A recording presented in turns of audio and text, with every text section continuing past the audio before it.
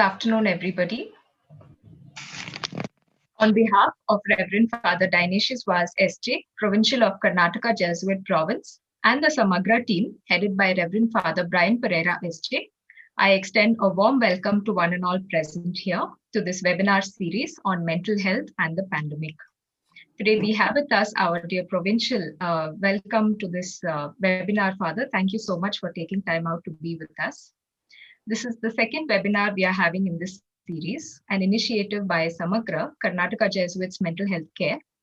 Samagra is a team of mental health professionals, and during these pandemic times, we are coordinating our activities with the Karnataka Jesuit province across all of its institutions to offer mental health care and support.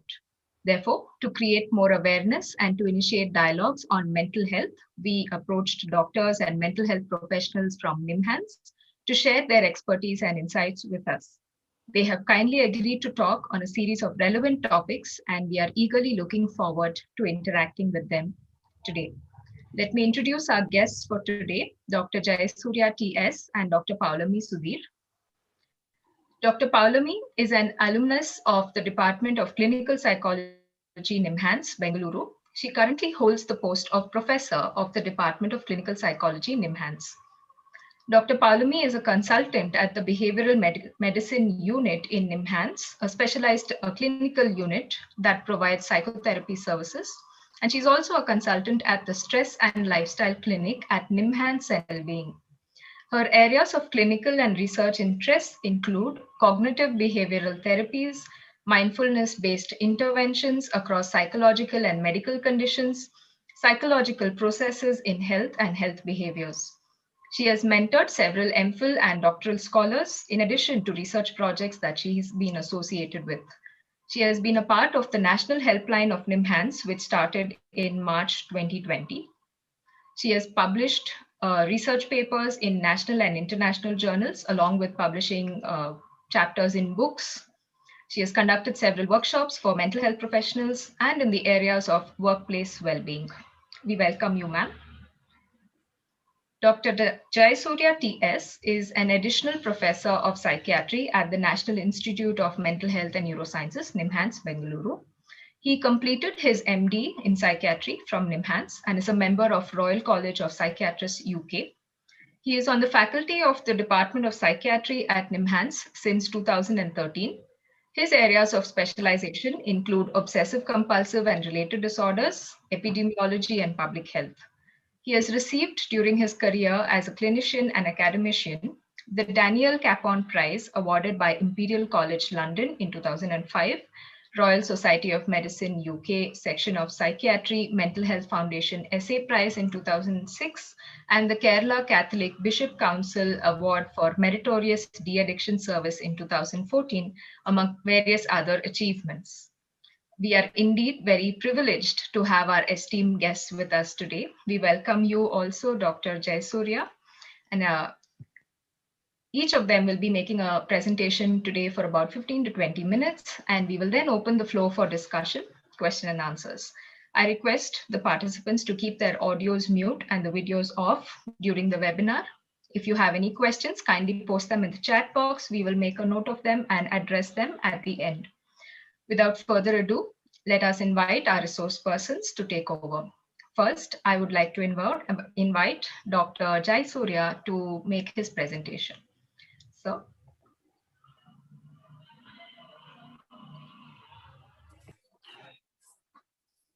thank you, Rekha, for the introduction, and thank you for the invite, Samagra and the Jesuit Foundation.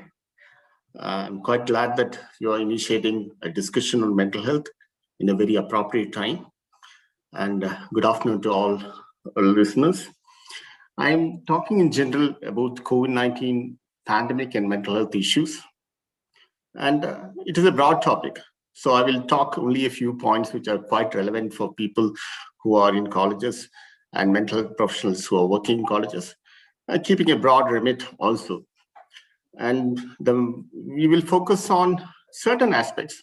I'm trying my best not to overlap with Professor Paulami and other people who are coming in the subsequent weeks. But then I'll talk in general. This is a sort of introductory lecture for more specific lectures to follow. The COVID-19 pandemic, obviously, has affected millions of people across the world. In the last count, 28 million people in India and about 3 were affected, and 3.55 million people have died. Alongside the first wave, we had the second wave, which is ongoing with higher infectivity, more hospitalization, more fatalities, and suddenly life has become very uncertain. And that has severe mental health consequences, both at the individual and population level. The levels of distress, the levels of depression, the levels of anxiety, the levels of suicidal ideation and suicide have increased, so much so that if you take the data which is available now, they talk about emotional distress. Emotional distress doesn't mean the diagnosis, but it's more or less a sort of reaction to a certain event which is happening and ongoing, is up to 80%. That is 4 out of 5 people experience some amount of distress. Depression, when they took in the first wave of the pandemic, was 5-fold normal. That is at 25%. Anxiety levels were 50% than normal. However, the studies when I reviewed these studies, I also found one very important, interesting things, that the expression of mental illness and mental health varied according to the socio-cultural backgrounds of countries. So much so when countries like USA were taken, which has more a capitalistic, more individualistic social network, had higher rates, while Norway, which has more supportive sort of socialistic sort of support systems, especially the medical things, have lower rates. So despite all that, the rates are significantly higher than what is normal. Essentially, these are not exactly people with the psychiatric disorders. These are normal people who are exposed to extraordinary circumstances. Okay, and when you examine them, you are not going to get diagnosis as you see in the psychiatric books or in the International Classification of Diseases or some sort of classificatory systems. More likely, you're going to see people who are a mixture of clinical presentation, some anxiety, some disturbance, some sleep disturbance, some substance use, etc., etc. But all of them will have a clear link to the psychosocial stressors that have emerged after the pandemic. And most importantly, those people who show some sort of these sort of symptoms at this point of time, most of them will make a good recovery. Of course, the distress, the commonalities are the same across the world. There are 4 major causes of distress. One, COVID-related, where you are worried about getting ill, your family being affected. Then you become worried about when you become ill or your family becomes ill. Then you worry about hospitalization, you worry about the cost of hospitalization. Then if there is a loss related to COVID, then that becomes a major source of stressor. Psychosocial stresses are ongoing. We know it. The socioeconomic losses, the job losses, the business losses, the changed social circumstances, the family circumstances, restrictions in movement, restrictions in communication, families being together for pretty long time, work from home, which has changed the boundaries between work and family, and the numerous crises which is ongoing. Every day is a crisis. Every day is about money not being sufficient. Every day is about job losses. Every day is about infection, infectivity, and the number of deaths. Alongside, what is unique to this pandemic is, for the first time, the social media has played a huge part in this sort of information dissemination. To be fair, many of the social media platforms have been balanced, fact-based, and truth-oriented. But alongside, there's a significant stream which has been quite biased, misleading, and dishonest. And that has led to further mistrust of the system, further fear in the community, and further uncertainty for those people who are facing the COVID-19 pandemic. But alongside, I have to say, for the first time also, there's a greater focus on mental health. There's a great dialogue on mental health, the greater awareness of the need for mental health, and the issues of vulnerable, whether it's children, adults, and women, elderly, and migrants, have come to the forefront. It's in this background that we really talk about specific issues related to college students. Like everywhere in the community, there has been increase in stress, increase in anxiety, increase in depression. Then how is it different? You should remember that this stress, this anxiety, depression, and sort of stress or distress, etc., is quite ubiquitous. Now, when do you actually say this stress is abnormal? It's abnormal only when there is a dysfunction in personal, social, occupational functioning, which actually means that there are a lot of people who experience distress, but who still manage to carry out things, maybe not to the optimum, but still manage to carry out things. If you belong to that group, then probably you don't have that abnormality per se, but you would probably fulfill the criteria of having some distress. Okay. Once you start having an abnormal psychological reaction to whatever is ongoing, that will manifest in your work, which is reflected in absenteeism, where you will not be coming regularly. If you're in college or school, your academic performance will deteriorate. You will experience rapid changes in mood, some crying spells, anger outbursts, poor memory, and more importantly, your overall functioning, even your physical activity will slowly start deteriorating. Specifically, remember, college students do have their additional stress when the pandemics have come. The distance learning has replaced offline modes, but it has its own problems, in the sense very difficult topics cannot be conveyed and through online platforms, or rather many of the lab works are pending for a lot of people. And if you're already having difficulties with regard to academics, then that becomes more problematic. And then if you're nearing completion, if you're in the final year of your course, then you start worrying about your job situation, what will happen to me in the future after I pass out, etc., etc. And then suddenly there is a loss of social support. The sort of mingling that happened in colleges, the networks that you had in colleges have slowly dissipated. And to compensate, many youngsters end up using social media in excess. And we know consistently that excess social media use is already linked to anxiety and depression. And Dr. Manoj, who will come in the subsequent sessions, will talk about how to use technology in a healthy fashion. Okay. In addition, added to the risk that you already have, if you have a dysfunctional family and poor social support, or if you have prior mental problems and disability, then you're more likely to have higher sort of distress than what are the general sort of factors that I talked about. And additionally, if a student has COVID-related stressors or loss, that also adds up to the additional stress he has or he has. There is an interesting study that looked at the first wave. We are talking about 1 year on. They looked at people who had mental health issues at the peak of the pandemic, or when the pandemic was ongoing in the first wave, and then they followed them for 1 year. And what they actually found is that 80 to 85% of people actually the symptoms actually improved and they reached pre-morbid functioning. A significant number actually had some some symptoms here and there, but they went on to be resilient. Even the small significant group who had some symptoms showed significant abatement of symptoms within 3 months. But there are two groups which are worrying. One, for whom after a year the symptoms were persistent, and secondly, the group that initially showed not much symptoms, but after a few months symptoms started worsening. But what is consistent across colleges across the world is that psychological issues have increased. And since we don't have proper platforms, I know Samagra is a platform for St. Joseph, but for many institutions, there are no proper platforms for taking help. So untreated psychological issues have increased. Help seeking, the traditional things are not functioning at all.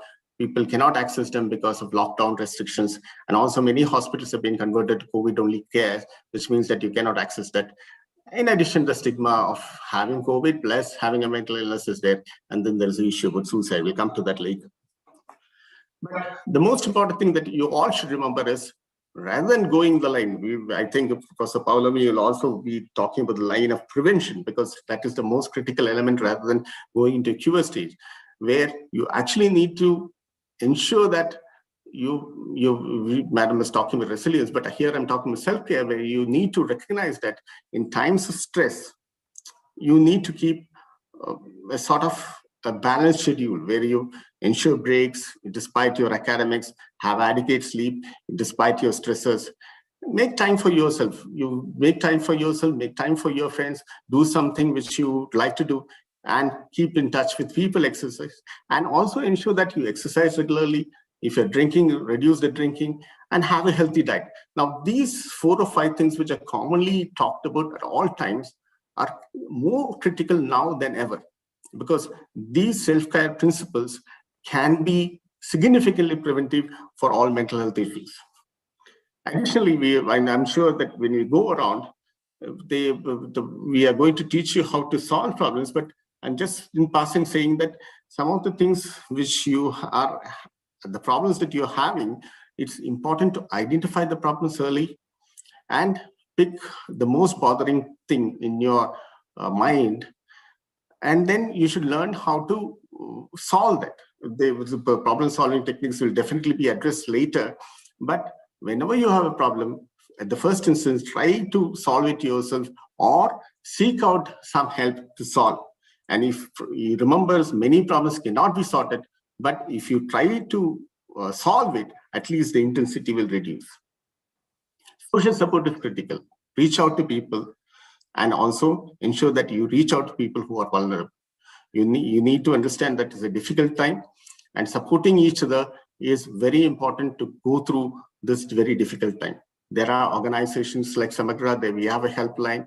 The government is running helplines. So if you have any distress, you can also reach to organizations. Relaxation, if you know relaxation, do it regularly. If you don't know, there are a lot of YouTube videos how to do simple relaxation exercise.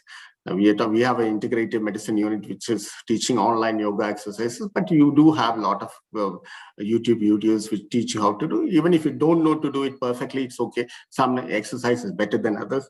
There is abdominal breathing, which is again easy to do when you are under stress, under even active stress. Okay. Also remember that if you do have a pre-existing mental health issue, or if students in your college have pre-existing issue, they may experience relapse or worsening of symptoms. They need extra support within the institution, both in terms of academics and with regard to supervision of medication. Substance use is another important indicator of persistence of symptoms. People who drink when they are distressed are more likely to have symptoms which are persistent and more likely to experience suicidality. It is important, if you are working with students, to talk to them, help them identify the stressors that is increasing the substance use, improve their social support, and help them with some problem-solving strategies. And also teach them to recognize that they have to avoid those stress and anxiety and trigger situations, and plan ahead to limit use, plan ahead to limit the social interactions that lead to use, and also find alternate source of enjoyment. So substance use is another. People who are drinking or smoking in excess are people whom you should identify to be additionally vulnerable.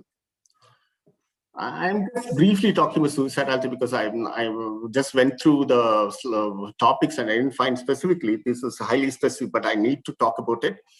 Remember, what we know with regard to pandemics and disaster is, in the initial periods, the suicide rates remain quite stable. But as we go on to the end of the first year or the second year, there is likelihood of increased number of suicidal attempt. This is because in the initial honeymoon period, there is adrenaline going, they just have a lot of support. And then as things slowly, the support system dissipate, including the support system in institutions, they find themselves more vulnerable. So if you see anyone experiencing acute stress, being very anxious and agitated, feeling quite hopeless and isolated, and talking about that they do not want to leave, then that's a red flag sign. They also might show some extreme mood swings, and if they're drinking more, smoking more, they're sleeping erratically and eating erratically. These are the people who are more vulnerable to commit suicide. Immediately try to understand what is the reason for suicide, look for whether there is a social support whom they can lean to, connect them to those social support.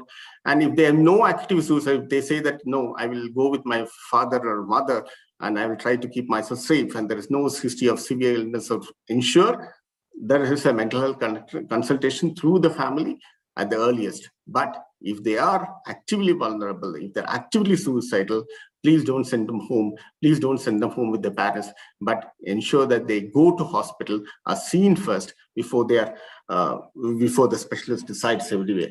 I'm not saying this is going to be very common, but it is not going to be uncommon. So you should be very careful with regard to people who voice suicidal thoughts and suicidal ideations or make a suicidal attempt. Everywhere, early identification is critical. Remember, that is the most critical thing. You identify people who are vulnerable, use some early interventions, they actually respond very quickly, because this is extraordinary situation. Ordinary people exposed to or extraordinary situation will actually improve if you intervene early. There are things that can be done in the college level. You can have a buddy system. I know many colleges have mentoring system, but if you have vulnerable children, vulnerable students, you can ensure that they are identified and the buddy is provided for them. You know that is a pandemic situation, buddies cannot have physical contact, but at least some amount of online contact we ensure. The buddies, if they are trained to be buddies, they can ensure some amount of support, address some amount of vulnerability, especially if a student is not studying. If you buddy them with someone who is good in that subject, then they can address their shortcomings, use some sort of social support. And if there are issues of discourse, that can also be discussed. And essentially, these are characteristics of buddy system. So someone will be, if people are interested in that, then we should think about how they should be a senior buddy where they are quite patient and positive, where they don't force a relationship, and listen more than giving any advice and taking a non-judgmental stance and just being there. So that's more or less what a buddy is about. And these can be considered for vulnerable people if they are identified, especially people with disability, people with mental illness, people with poor academics, who may be more vulnerable during this period. Of course, I know Samagra has already established proper mental support system with helplines. There are national helplines, NIMHANS helplines, Government of India helplines. But the most important thing that we are talking about is just having helplines is not enough. First thing is people should be aware that there is a helpline. And once the awareness is there, when people call at the particular designated time, there should be a sufficient staff to take care of that system. So I mean, to that extent, the St. Joseph's have done, the Jesuit institution in Karnataka have done well to establish a mental health support system, which is very essential for college students because they are actually highly vulnerable among the population per se. Okay, and these sort of seminars or these sort of discussions definitely promote awareness about mental health, and these awareness. Once they address these mental health issues, people begin to be aware that these are quite common and they are not the only people. And if they understand the principles, psychological self-care, and as we go on, if some protocols for treatment are established in the college level, where the people know that they can seek help from 1, 2, 3 or ABC, and this is the nearest facility they can treat for, definitely there will be a lot more seeking help, which is quite lacking among college students. Also remember that we should identify people who have problems, in the sense there is death in the family, there is someone who is affected in the family. So teachers should be aware that those children should be given some flexibility with regard to academic work, exam schedules, etc. And also some sort of psychological support, either in a buddy or something else. Okay. And remember, when there is a person who is extremely distressed, please don't keep them in colleges, but ensure that they are assisted by specialist services and appropriate plan is drawn for them before they're back. Telephonic support, you can continue as you are provided. You have a tele helpline, but you can have a proactive helpline where you reach out, you identify people who might be infected, quarantine. To monitor those vulnerable, you can you do a call forward. That is, you call them and check how they're doing. Obviously, you need the consent for them, but you can have helplines which deal with academics, who monitor the vulnerable, and who also monitor people who might be infected, quarantined, or maybe having some losses also. But the most important thing is, remember, if people have severe symptoms, high risk of suicide, and somewhere you people, whether teachers or the counseling group or the Samagra people feel that there is something more required, don't wait, just refer. That's the most important thing. With the safety is the highest priority. The other stigma and everything has to. You need to convince the family, but then you need to ensure that they access help. Organizationally, I know Bob St. Joseph's will set the trend, but even the teachers also should be prepared when they go back to a job. Teachers also should be prepared to recognize that students are more vulnerable. They should ensure that they don't give any false assurance to anyone. We should also focus on training the staff on the long term. That is ensuring that the awareness of mental health issues are there, and also making guidelines for them how to deal with the students themselves, with specific reference to what to do and what not to do. Despite whatever I said about the huge numbers involved, I'm very certain there is very consistent data on something. Basic interventions, mental health intervention at the local level, majority, when I say majority, I'm talking about 90% plus people will actually improve. They'll get back to normal, because what they experience is just a reaction to an extraordinary event, which is definitely not a psychiatric disorder. With this, I conclude. Thank you, and keep safe. Thank you very much, sir. If you don't mind, we will proceed with Dr. Paulami's presentation, and then we will take up questions towards the end, sir. If you can please stop sharing your screen, Yes. then ma'am can come in. Thank you. Ma'am, you can share your screen now.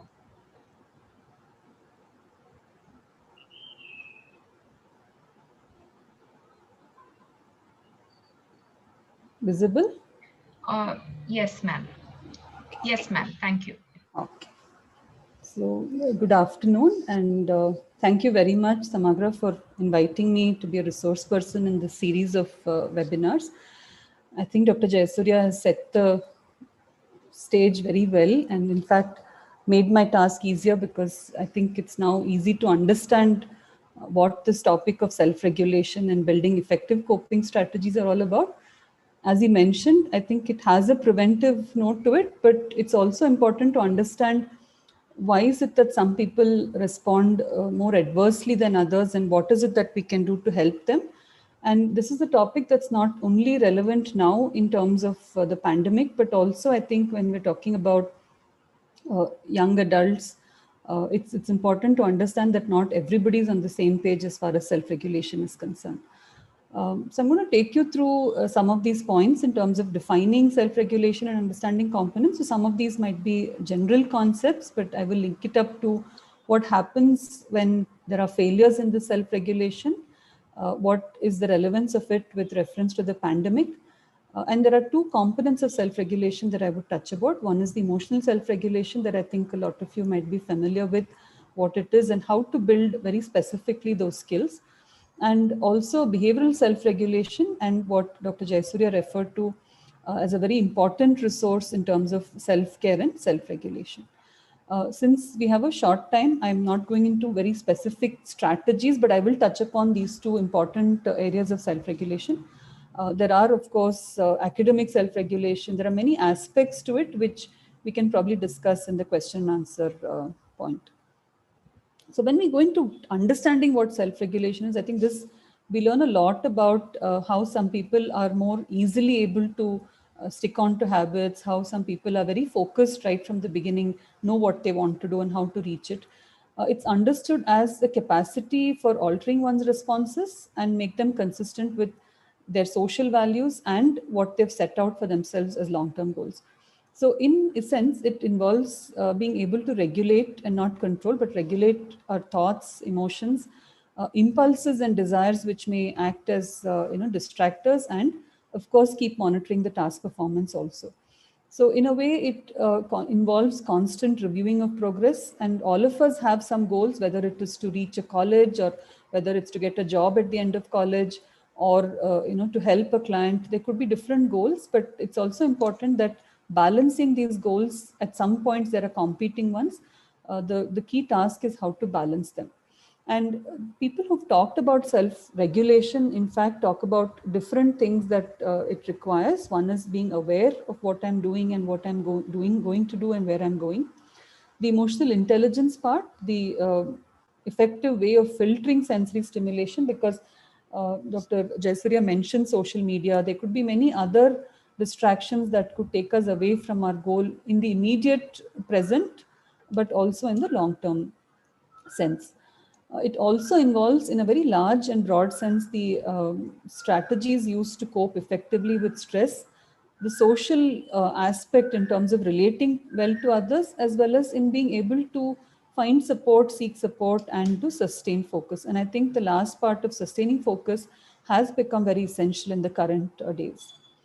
So these, in a sense, are again how actually a person might see self-regulation. But like you see, there's also an element of being able to plan, perform, and self-reflect. Of course, the pandemic has thrown all of this out of gear because we may have set certain goals in the beginning of last year, but a lot of things have changed. For example, it could have been the rescheduling of exams, the canceling of exams subsequently, getting admissions elsewhere, not knowing whether you'll be working from home or from office. And with several mini lockdowns and changes, all of this becomes more important to focus on. Now, planning and organization are essential skills. And like I said, self-regulation may not be the same. So we do have to look out for those who are having difficulties. Some of us may have difficulty in delaying gratification. So we are then not able to prioritize our needs and goals. And this in turn becomes cascades into a series of negative events and stressors, because of which finally the goal attainment may also be compromised. Now, like I said, there could be many types in which we are expected to regulate ourselves, and self-regulation is something that we learn early on because we learn how to manage our emotions, we learn how to delay our needs, wait for a birthday or wait for some special event to get certain things. So we are looking at self-regulation as developing right from early years of our life. And most of us also know that different people have different emotional reactions to various situations, but significant others around us are also important to co-regulate and help us in dealing with this. And as we grow older, it could be our teachers, there could be other significant others who help us in this process. But in a sense, both behavioral as well as emotional self-regulation are very essential for well-being. I think Dr. Jaisuriya mentioned that not everybody meets the criteria for psychiatric disorder. However, there are many who are excessively distressed, and even momentarily, this could detract them from their goals, and that in turn could be a potential reason why they could enter into a mental health difficulty. So both action and affect are very essential here. So what do self-regulated people do? And I think in the last 1 year, we have been talking a lot about how there are effective leaders, how there are effective individuals who are managing the situation very well. And over time, we've also recognized that many of these are resilient individuals who are able to accept these adversities and difficulties and either come out much stronger or be able to respond with much less distress.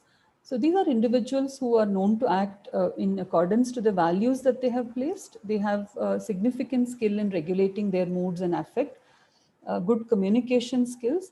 More importantly, persisting, so persevering with goals through difficult times, making the best of efforts.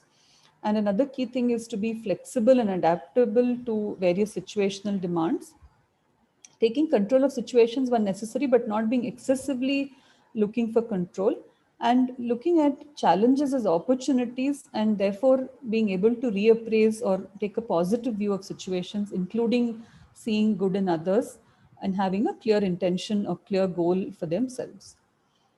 Now, while we talk about self-regulation, obviously there are times when people have difficulty in, monitoring their goals, and also having difficulty in, sustaining goals and interest in goals as well.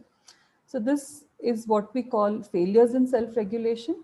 And we know that self-regulation is a limited resource like everything else. It is not an unlimited resource. And while we're allocating resources from one task to another, for example, if I'm focused on studying for exams and my friend calls me for a time out or go somewhere, it's possible that I can do only one thing at a time. I can't manage both together. And therefore, I need to balance my activities as well. So when do we look at regulational failures? And I think in the current situation, we see many of these self-regulatory failures. It's usually known when there is a challenge, and when the load is very high, our skills in being able to deal with these demands are also very limited. And these could be our abilities in social skills. There could be difficulties in managing our own emotions, very strong positive or negative emotions. Life events has been seen in the first wave and in the second wave, and very difficult experiences that we may have gone through, as a result of which we are not able to manage many of our tasks. So self-regulatory failure, I would say, is at the core of several social and mental health problems. And I think the later speakers are going to talk about substance use, difficulties in managing anxiety and stress, and as well as difficulties in yielding excessively to social media. So the most common manifestations, as we've all seen, not limited to the pandemic, are procrastination. I think academic procrastination, delaying tasks are most often seen. But there could be other unregulated behaviors as well, in terms of substances, excessive eating, and what we've seen in a lot of people where there is binge television watching because of a lack of a routine itself. On the other hand, there are also negative moods, impulsive actions, and failures in maintaining routines and self-care, which I will talk about a little later. So why the self-regulation as a topic in the COVID-19 pandemic? And what has the pandemic taught us with respect to self-regulation? So we saw in the first wave that the lockdown happened quite abruptly, all of a sudden, and we found ourselves at a loss in terms of even managing daily routines. It was suddenly taken away from us. We didn't have to go to office. Most people didn't have to go to office or schools or colleges. And it was something that we were very unused to. It was imposed, and it was very difficult for us to adapt to. It also impacted us in terms of forcing changes in our routines, apart from having to wear masks and keeping physical distance. The fact that we could only shop at certain times or not meet people, a lot of these also made a lot of challenges, or imposed a lot of challenges in our social behaviors as well. So rapid adaptations were required, both across education settings and workplaces. But it also came with a lot of uncertainty in terms of when this would end. So it was very difficult to know. And then just when we were adapting to getting back to normalcy, we have the other lockdowns as well. So this is something that's going to be time and again, something that we have to adapt to. And therefore, in terms of being regulated and flexible, I think it becomes very important to understand this resource. So the lot of negative emotions that we also saw was about frustrations at not being able to meet goals. I had planned to go somewhere. My college has reopened. I'm going abroad, but I'm had to work, study from here. So there were a lot of disruptions, fear, anxiety, and loss that people experience. So the changing nature of workplace environment is something that I've referred to, but it also requires us to remain adapted to this new normal, because we know that we have already been told that this is something that's here to stay. So how do we continue to stay afloat? And we have talked about need for flexible individuals, flexible families, and flexible organizations as well. So as you can see, the entire idea of a webinar and reaching out itself is something that took us a while, but now we are quite comfortable with. So can it be acquired? So we are saying that it's something that's, early on in life, people have either self-regulated very early because of their temperament. So can we really acquire this? The good news is self-regulation skills can be taught. There are various terms which are similar to self-regulation in terms of life skills, which are taught early on. And it requires a quality of being mindful, open, flexible, and aware. Of course, the dimensions of self-regulation could vary from one person to another.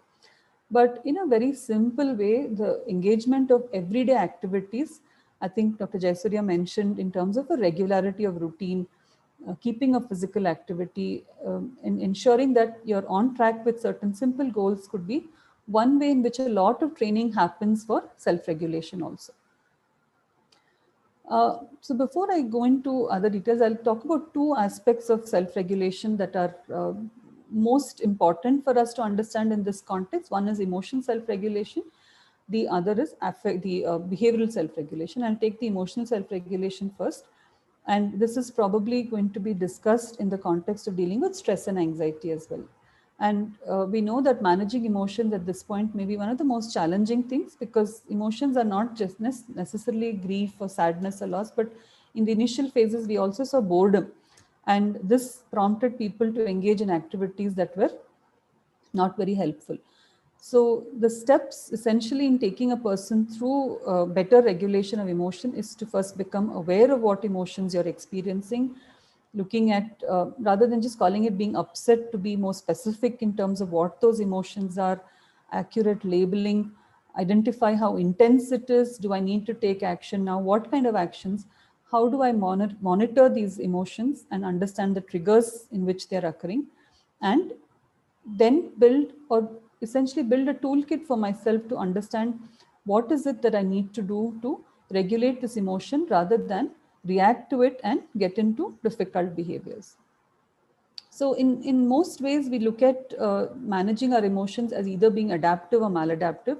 Not all ways of managing emotions are maladaptive, and a lot of ways are healthy ways of managing emotions. It could be through channelizing it through physical activities. It could be cognitive ways of looking at the whole situation very differently, reaching out to people, seeking information about a problem. There could be a lot of positive ways of dealing with the stressor itself and managing these emotions.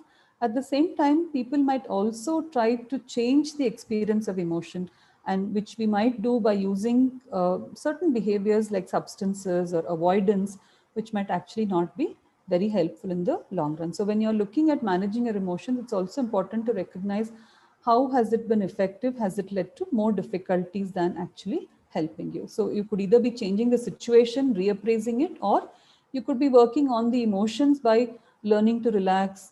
Dr. Jayasuri talked about abdominal breathing. There are many ways in which you could actually reduce the intensity in a healthier way. So it's essentially a continuum of various strategies, and using more than one strategy which is adaptive is very essential. So the how in emotion regulation, to further elaborate on it, is always the first step is to become aware and paying attention. Sometimes writing down or making a list on your phone, looking at when do I actually get upset? What are these triggers? Is there a pattern in it? How do I put these various strategies into practice, and identifying certain patterns of thought that actually could be resulting in negative emotions. So why does it always happen to me? Why is it that I have to, deal with this? So some thinking patterns may also emerge from this.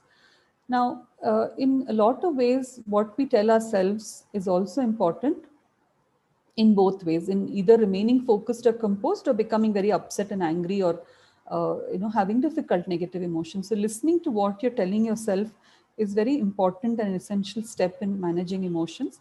And we always say that you have a choice of responding. You could choose to be angry, you could choose to be sad, but remember that the choice of responding is a very important aspect, and you could make that choice very judiciously. So we talk about ways of managing emotions, and I think a very essential way is to be aware.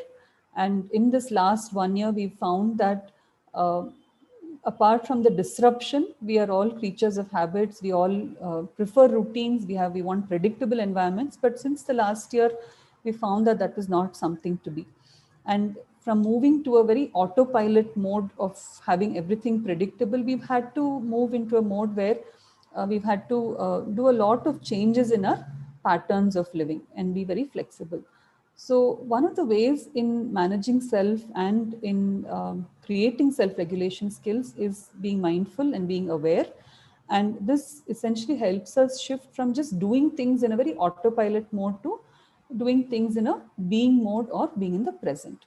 So there are many benefits, scientifically determined benefits of mindfulness, and I'm not going into those details, but for us, what is important to understand that cultivating the art of being mindful using a simple way of breathing can actually help in accepting some of the difficult experiences that may be pleasant, because struggling with the situation currently may not help us change it very much, but it certainly reduces the struggle when we accept, and to remember that certain unpleasant moments are also part of life. So it sees that we are in a middle path, we are more accepting, and it gives us more space to do other things that are giving us more appreciation of events and activities around us. So what works in mindfulness? Again, I will take this up if there are questions on it, but essentially the aspect of being in the present moment rather than trying to change things that were in the past or in the future, which are not in our control, is something that mindfulness works on. It also helps us to get habituated to some of our negative emotional states, and definitely works on the aspect of avoiding unpleasant experiences. So mindfulness has been talked a lot about as a skill in self-regulation or as a means of building self-regulation. Now, moving beyond negative affect, and I think we found this a very important part of various news items and in reports that we've seen, that apart from remaining focused, a lot of people also came out with positive emotions. It could have been gratitude, altruism, hope. The very fact that we are reaching out to others was also something that was a positive aspect of this entire pandemic.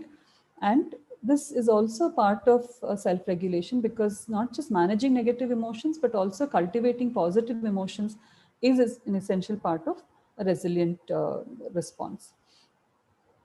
So self-regulation is another aspect, which is the key aspect of overall self-regulation. Now, they are complementary. So we can't have behavioral self-regulation without adequate emotional regulation, and we can't have the other way around also. So when we find that there's a lot of activities building up, there's a lot of assignments that we haven't done, we haven't been very disciplined in terms of doing our work, there's a feedback control also that builds up. So that can in turn generate stress. And when we don't manage that, there's a cascade of events that take place. So the importance of behavioral self-regulation comes through practice and reinforcement. And we know that the reinforcement comes when we feel good about having finished an activity or getting feedback from the activity itself. I think Dr. Jayasuri has spoken about the relevance of sleep patterns. And we may have all noticed that in the initial stage, it is very difficult to attend morning classes, and that too online, attending them at the regular intervals. But I think most of us have adapted well to it. So how do we actually attain the self-regulation? Everything starts in small measures and practicing self-control. So you could take a specific task and set a small goal for yourself, whether it is being regular with your sleep timings, or it could be a physical activity that I'll go for a walk every day, or I will clean up my cupboard on a specific day of the week. So it could be something that you set a goal which is meaningful to you, but remember, it should finally measure up to a larger goal that you would like to keep in terms of your goal attainment or your values. So one helpful way is to look at the SMART acronym, which is to be specific, to have measurable goals instead of saying, I will exercise or I will lose weight. So something very general may not be very helpful. So looking at specific measurable goals, which are easily attainable and not very unrealistic. They could be irrelevant sometimes, so to be relevant to what you want to do, and they're time-bound goals, not that they're very generic and over general in terms of time. So the specificity of time also helps you to know how long you can take to do it. Now, at the core of all this is how confident you are in being able to achieve these goals. So even if you set excellent goals, if you're not confident that you could do it or you don't have the skills, then it might be that much more difficult. So self-efficacy beliefs also come with mastery experiences. So remember, it's a cycle. The more you do things, the better you are at it also. And so a large part of it that we're discussing comes under the rubrics of problem solving, stress management that I've talked about, how you organize and prioritize your day, your immediate study patterns, what you prioritize for today. If you have an assignment today, do you have to do that first? Or do you have to prepare for an exam that's coming next month? So how do you actually break up your tasks and prioritize them are very, very essential part of self-regulation. But even if one of these are not in order or they're less than desirable, they could then result in the experience of stress. So because when we are used to doing things in the last minute, it also affects the quality and the way we want the things to be actually done. So coming to the last two parts, one is of course the self-care aspect, and what I have been talking about in terms of managing your mood, managing everyday activities, all of these essentially build up to how well you take care of yourself in this time.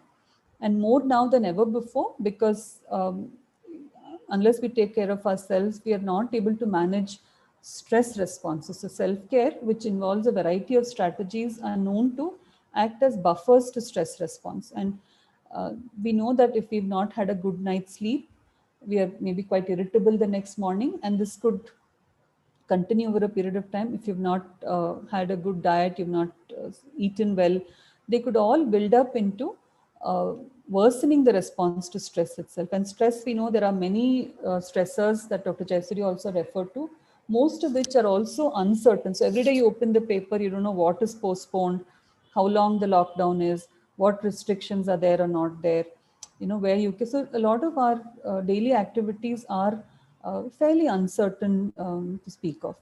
Now, part of self-care that I've talked about earlier is also about time management and organizing activities, so I won't go into it again.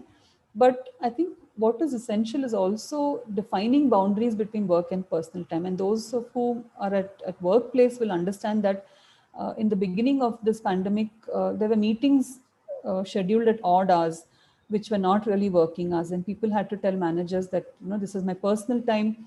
I cannot attend a meeting. But then this took some while for people to understand. So having clear boundaries between work and personal time is very essential. I would also emphasize the importance of hobbies and leisure time, which could be a great way to buffer stress, but it also ensures that you have your own identity, you keep personal time, and you ensure that you're consolidating and relaxing as well. And the fact of supportive networks, Dr. Jayasuri has emphasized, but I would also say that to see that you have the right skills to build these supportive networks. So a lot of people who lost out were also people who didn't have earlier networks, and building new networks in this era of physical distance became very challenging. Um, with this last slide, I will end my talk. We know that the current pandemic has posed many challenges and threats to our health and well-being, and this is not just in our country, but it's a global concern. The skills that I've talked about in self-regulation, both emotional self-regulation and behavioral self-regulation, are very essential building blocks in maintaining our well-being in these times and in general times as well. And by ensuring that we keep our goals in sight, we remain motivated, and regulate difficult times and emotions, we also learn to remain flexible and reflective of these experiences. And being self-aware, we know exactly what changes to make, how much those changes are to be, and in what direction those changes have to be in as well. With that, I will end my talk. Sir, and thank you, ma'am. Before we proceed into the question answer session, there is a feedback form that I have posted in the chat box. I request you all to please give us your feedback and your thoughts, what you felt about the webinar today, and also what suggestions you have for us for the future topics. So now you can post your questions in the chat box. Ma'am and sir, I will read through the questions as we get them. There are a few already which we have. I will leave it up to you all. Whoever wants to answer, you can, take the lead. The first question is, students coming from dysfunctional families go through tremendous stress as they cannot get out of their homes due to COVID-related restrictions. And how can we address these concerns?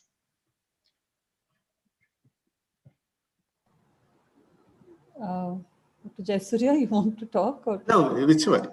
I have no problems. You can take a call, or you can start, and I will. If there's something else I want to add, I will add. So we will share between us.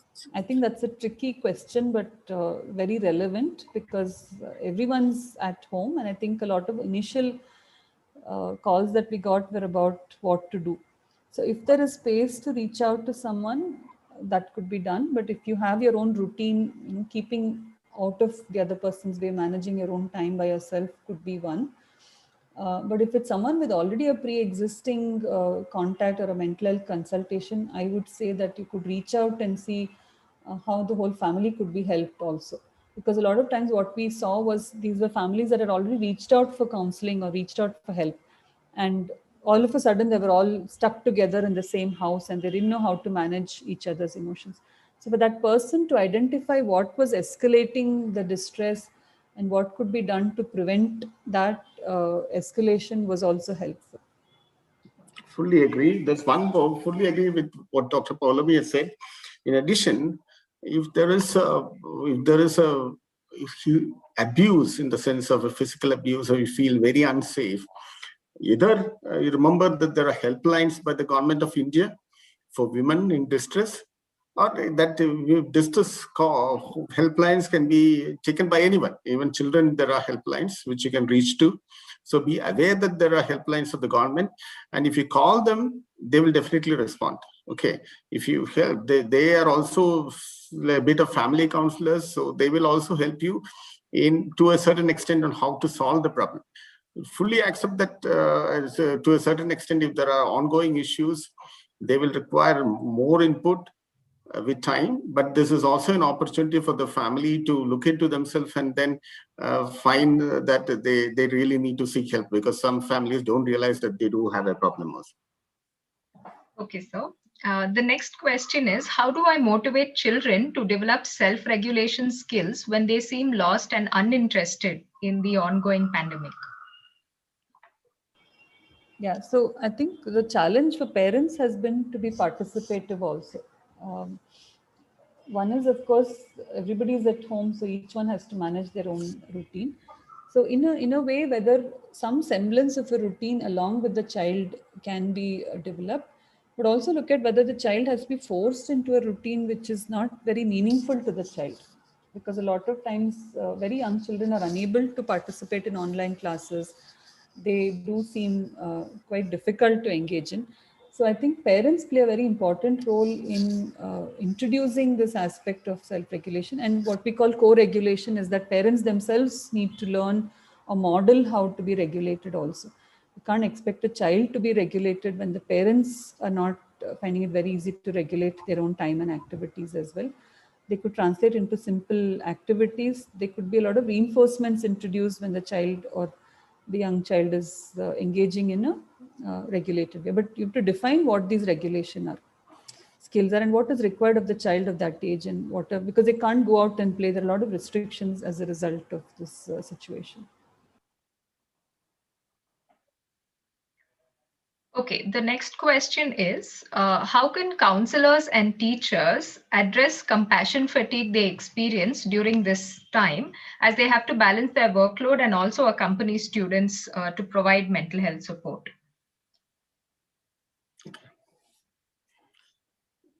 So, see, at the end of the day, even counselors should have a sort of balance groups where their needs are also assessed. Okay, it's a very difficult time. So the difficult time is shared across the board. It's difficult for us. It's difficult for you people. It's difficult for anyone outside.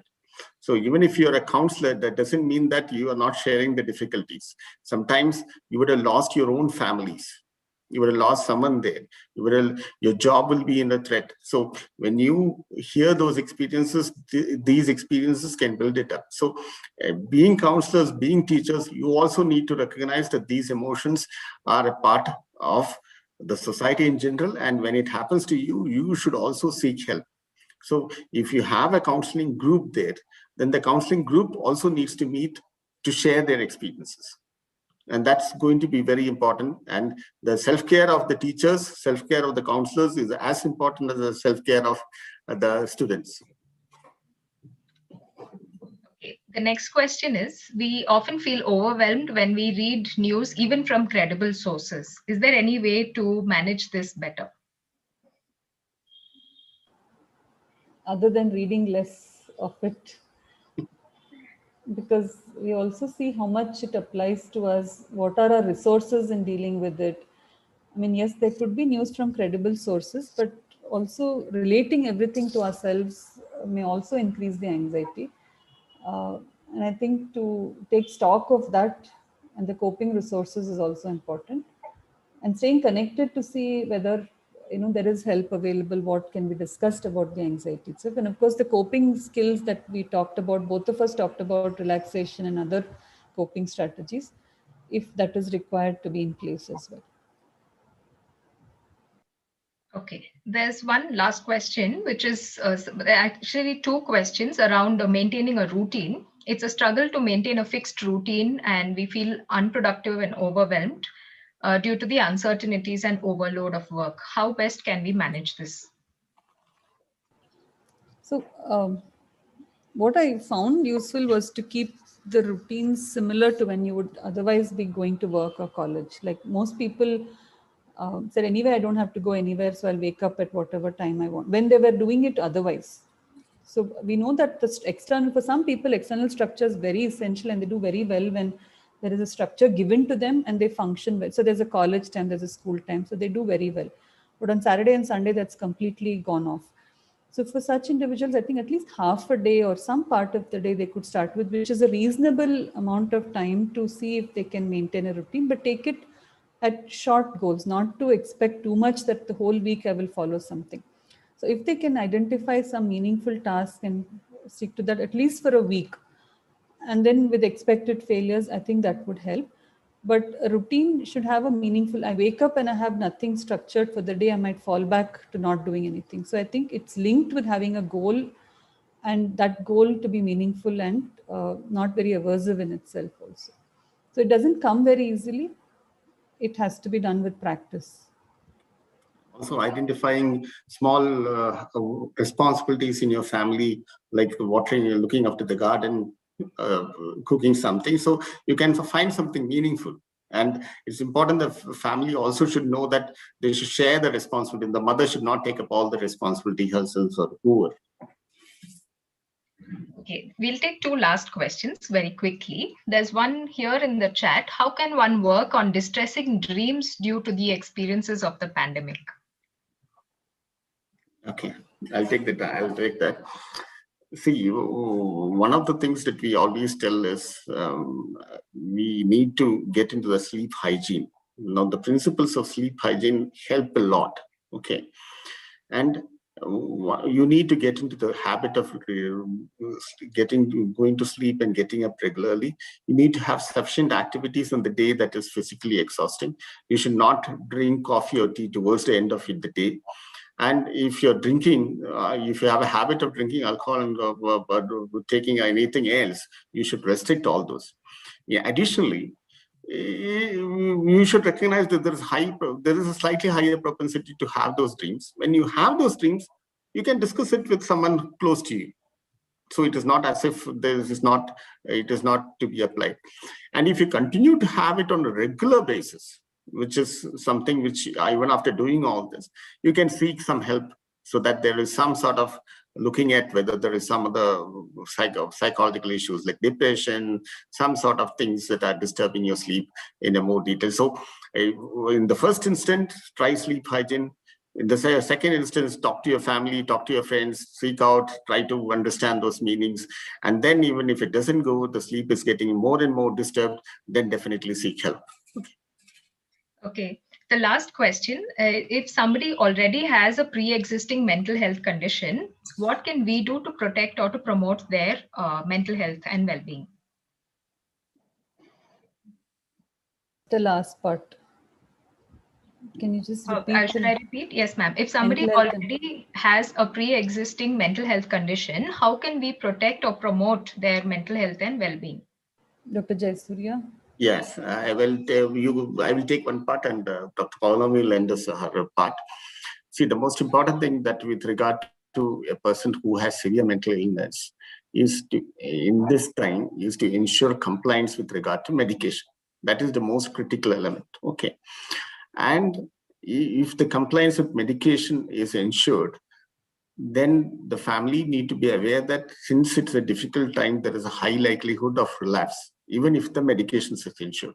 So they should be conscious of the early warning signs. There is a early warning signs for everyone, in the sense with regard to some people, it can be an increase in irritability. For some people, it can be sleep disturbance, which is persistent, etc. So whenever there is early warning signs, despite taking regular medication, they should seek help quickly so that the medication can be adjusted. Dr. Paulami will talk about other psychological strategies. Yeah, so I think compliance, like Dr. Jayasuriya said, is very important, but also being engaged in activities of daily living. I'm thinking that it's also when it's severe mental illnesses, maintaining a routine along with family members would be essential. Many times daycare facilities and others are closed now, so they're not able to go out and engage in activities that would have otherwise been possible to reduce face-to-face interaction with the family members. So if that's possible, to ensure that they're given responsibilities at home, that would be important, but also triggers in the family that might accentuate or increase irritability or lead to more difficulties of interaction or expressed emotions would also need to be addressed by the family and minimize those to the extent possible. Lastly, if they are in education in colleges, then the college teachers or the college should be aware that they have severe mental. If they are aware, then they should be proactively be supported in terms of academics and some sort of additional input so that the stress levels don't become high. Okay, I think with that, we have come to the end of the question answer session, and thank you for answering them very patiently and with a lot of practical tips. I think that was the highlight for today. Before we conclude, I would like to invite our provincial, Reverend Father Dionysius Vaz SJ, to please share his thoughts and a few words with us. He has very kindly joined us today for this webinar. Father, may I invite you to please speak? Thank you very much, Rekha, for this beautiful webinar. And I want to thank Dr. Jayasuriya and Dr. Paulomi. This is a time for us during this pandemic to collaborate and to connect, I think. I want to congratulate Samagra and NIMHANS for this collaborative venture. The pandemic has taken much from us, but it has also given us plenty of opportunities. The opportunities to work together, to grow together, to learn together. And I think this is a time I came here more as a student of psychology, as a colleague. My profession is also psychology, so I'm very happy that I'm here and I've learned much. Thank you especially for this, both of you, for giving us how to deal with this pandemic, and for all the mental health professionals on this webinar, tips to deal with self-regulation, both emotional and behavioral. What I like to say much is about the word resilience. I think that is something that we need to develop in our students. This is an opportunity for us to develop resilience in our students. And as they say, it's the 7 C's of resilience, and maybe some of them I would like to mention: connection, character, coping, contribution, and many more competence. I think we need to develop these in our students so that when they come back, they become a more resilient generation because they have gone through this pandemic. Grief takes much from us. I think grief is all pervasive. Some of us have lost our own. We have lost 2, 3 Jesuits, but we have lost our families. But grief is pervasive in terms of losing of jobs, losing of livelihoods, and so on, not only lives. And therefore, for us, how do we manage grief? And I think Dr. Jayasuriya beautifully spoke about support systems, personal variables that are there, support variables, and many others. And therefore, Dr. Paulomi brought this whole business of mindfulness and awareness. I think awareness is key. One thing that maybe our students will not like, the word routine that was said again and again, routine. They don't like routine. They like variety. And then we'll have to see how we can give variety in the routine. And that's where some of the hobbies that you mentioned, and you mentioned even cooking at home and so on. I think we need to bring in variety as the spice of life in their routine, to be able to, and ultimately to be able to be more in their quality of being in their doing. I think Dr. Anthony Fauci beautifully said, we need to be smart, strong, and resilient. With discipline and empathy, we will all get through this together. The great philosopher Soren Kierkegaard says, the door to happiness always opens outward. I think that is the job of all mental health professionals, and this webinar is an opportunity for us to look outward, to look not only at ourselves and our families, but to look outward, how to help people who suffer because of this pandemic. Thank you very much. God bless you. Thank you. Very much, Father. Thank you very much. Father, it was a good final conclusion. I like that saying of novelty in regularity, which is a good idea because it's something we don't think about very often. So this is something that I can apply in my practice also when we see young people. Thank you, Father. Bad that I couldn't see your face because the video was not on. I haven't met you, but it would be nice to meet you. Thank you. Okay. With that, let me now propose a formal vote of thanks, and we will come to the end of this program. First of all, I thank the Almighty for keeping us safe and in good health in order for us to reach out through various activities like this. I extend our heartfelt gratitude to our esteemed speakers for today. Their insights and their practical tips have helped us to start planning our mental health care better. And they've covered such a wide range of topics and mental health issues in a very comprehensive way with this little time that they had. So thank you, Dr. Paulami and Dr. Jayasurya, for sharing your time with us today and giving us really useful things from your teaching and your clinical practice. We definitely have a lot of ideas to take forward from here, and we're looking forward to the next few webinars also lined up in this month. I would also like to extend a heartfelt gratitude to our Provincial of Karnataka, Reverend Father Dionysius Vaz SJ, and Reverend Father Stanley D'Souza SJ, Provincial of the South Asia Province, for your presence with us today and for your constant support and encouragement. I also thank all the members of the Jesuit community who joined in today and for providing us this platform to have these discussions. Lastly, thank you to all the participants for your active engagement and to the Samagra team for having coordinated this event. Have a good evening, everybody. We will see you in the next webinar. Thank you so much. And thank you, Rekha, from our part. Thank you very much. Thank you, sir. Thank you, ma'am.